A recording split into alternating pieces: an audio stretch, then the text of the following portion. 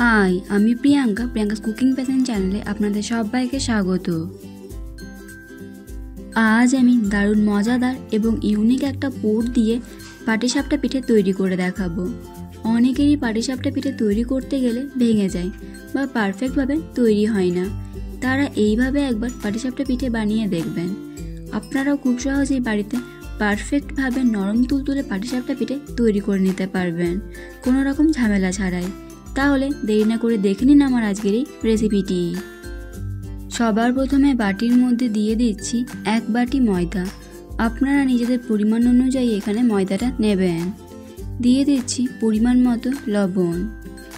এবার আমি শুকনো উপকরণগুলোকে ভালোভাবে মিশিয়ে নেব।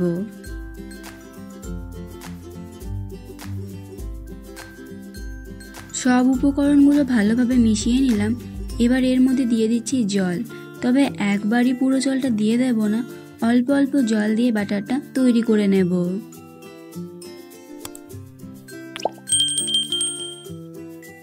এইভাবেই অল্প অল্প করে জল দিয়ে ব্যাটারটাকে তৈরি করে নিতে হবে। একবারই পুরো জলটা দিয়ে দিলে ব্যাটারটা ঠিক মতো তৈরি হবে না।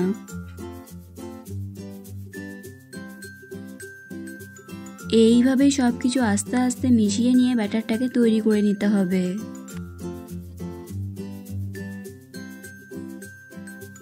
সব কিছুকে আমি ভালোভাবে মিশিয়ে নিয়ে ব্যাটারটাকে তৈরি করে নিয়েছি। এই ব্যাটারটা তৈরি করার জন্য আমি মোট 1 বাটি জল ব্যবহার করলাম। আপনাদের কম বেশিও লাগতে পারে। আমি আপনাদেরকে দেখিয়ে দিচ্ছি ব্যাটারের ঘনত্বটা। ঠিক এরকম ঘনত্বেরই ব্যাটারটাকে তৈরি করে নিতে হবে। এবার আমি এটাকে সাইডে সরিয়ে রাখবো। এখানে আমি ফুলকপির কয়েক টুকরো ফুল নিয়েছি। এই ফুলগুলোকে আমি 5 মিনিটের জন্য গরম জলে ভাপিয়ে নিয়েছি। এইভাবে যদি ফুলকপির ফুলগুলোকে একটু গরম জলের মধ্যে ভাপিয়ে নেওয়া হয়, তাহলে ফুলকপির যে একটা গন্ধ থাকে সেটা আর থাকবে না।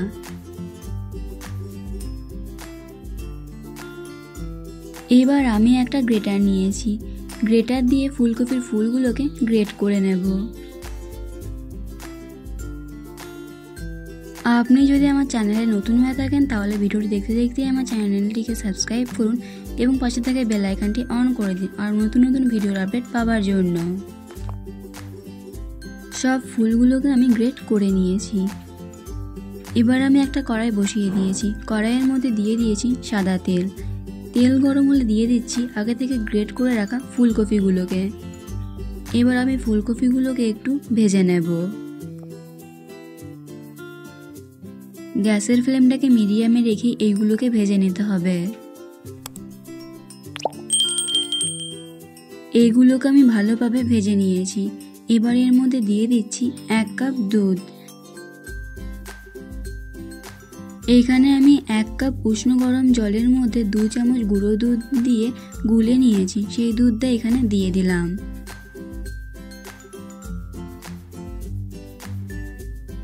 এবার আমি সব কিছুকে ভালোভাবে মিশিয়ে নেব।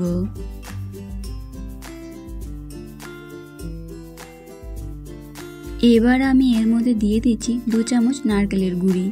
আপনারা এখানে নারকেলের গুঁড়ির পরিবর্তে নারকেল কোড়াও ব্যবহার করতে পারেন। দিয়ে দিচ্ছি এলাচ গুঁড়ো আর দিয়ে দিচ্ছি একটু কাজু বাদাম কুচি। আপনারা এখানে নিজেদের পছন্দ অনুযায়ী যে কোনো ড্রাই ফ্রুটস ব্যবহার করতে পারেন। এবার আমি এই সমস্ত উপকরণগুলোকে একসাথে ভালোভাবে মিশিয়ে নেব।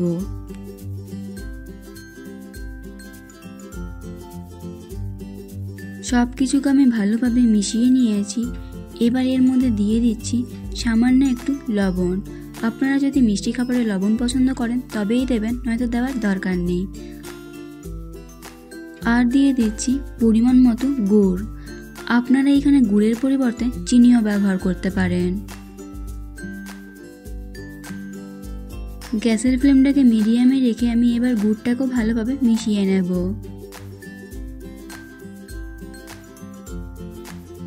চিন্তার কোনো কারণ নেই, এই পুরটার মধ্যে কিন্তু কোনো রকম ফুলকপির স্মেল পাবেন না।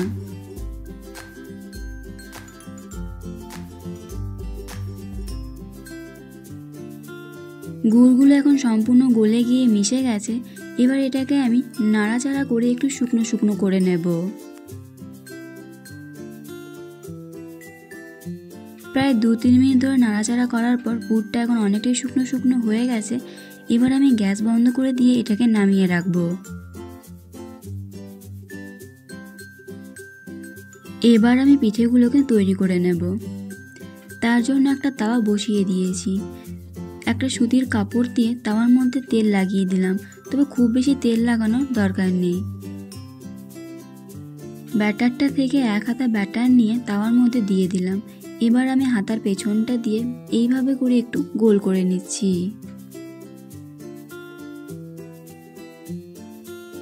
এবার আমি গ্যাসের ফ্লেমটাকে মিডিয়াম টু লোতে রেখে এটাকে এইভাবেই 2 মিনিটের জন্য রেখে দেব। 2 মিনিট পর ফিরে এলাম। এবার হাতাটা দিয়ে এই চারিপাশটা একটু ছাড়িয়ে নিলাম।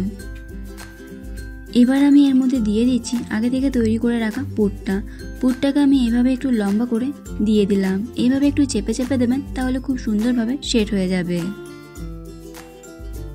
এবার আমি পাটিসাপটাটাকে ভাঁজ করে নেব। দেখুন কত সুন্দর ভাঁজ হয়ে যাচ্ছে।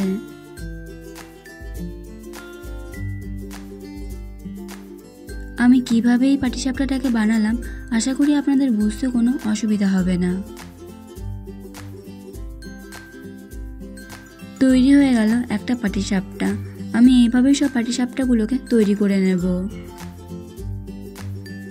সব পাটিসাপটাগুলোকে আমি তৈরি করে নিয়ে একটা প্লেটের মধ্যে সাজিয়ে নিয়েছি। এবার আমি পাটিসাপটার ওপর থেকে একটু খেজুরের গুড় ছড়িয়ে দিচ্ছি। এতে দেখতেও সুন্দর লাগবে আর খেতে দুর্দান্ত লাগবে। এবার আমি আপনাদেরকে একটা পাটিসাপটা ভেঙে দেখাচ্ছি। আপনারা দেখেই বুঝতে পারছেন পাটিসাপটা পিঠাটা ঠিক কতটা পারফেক্ট আর নরম তুলতুলে হয়েছে। এই রেসিপিটি আপনাদের কেমন লাগলো অবশ্যই কমেন্ট করে জানাবেন। ভালো লেগে থাকলে লাইক এবং শেয়ার করবেন। আজ এই পর্যন্তই।